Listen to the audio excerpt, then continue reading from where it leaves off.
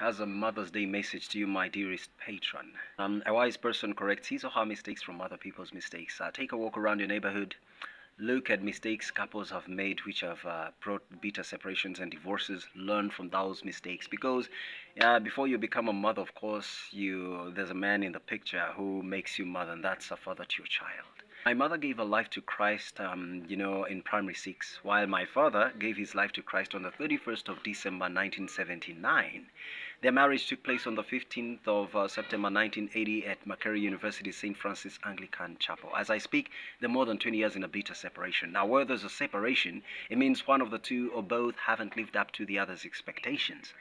Years into their marriage, they each discovered each other's pathetic weaknesses. In fact, it's my mother who deserted that marriage. My mother in the marriage discovered my father has actually she was confronted with the fact that my father had children before wedlock, and she wasn't aware of that during their courtship. Okay?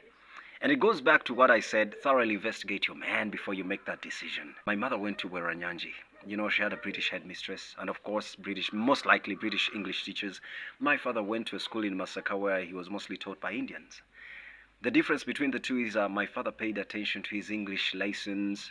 One thing about literature in English, senior one literature in English, it has the proverb, all's fair in love and war, there's no accounting for taste and such things. My mom didn't pay attention to her English lessons. Some parts of her English lessons my father did, and he utilized what he learned in school. So what that teaches you as a woman, there are lots of men who are using that English proverb to win you over. Your responsibility is to thoroughly investigate your prospective husband or fiance before it gets irreversible. Okay, one important thing we should learn here is that paying attention to what you're told is more important than where you learn from and who's teaching you.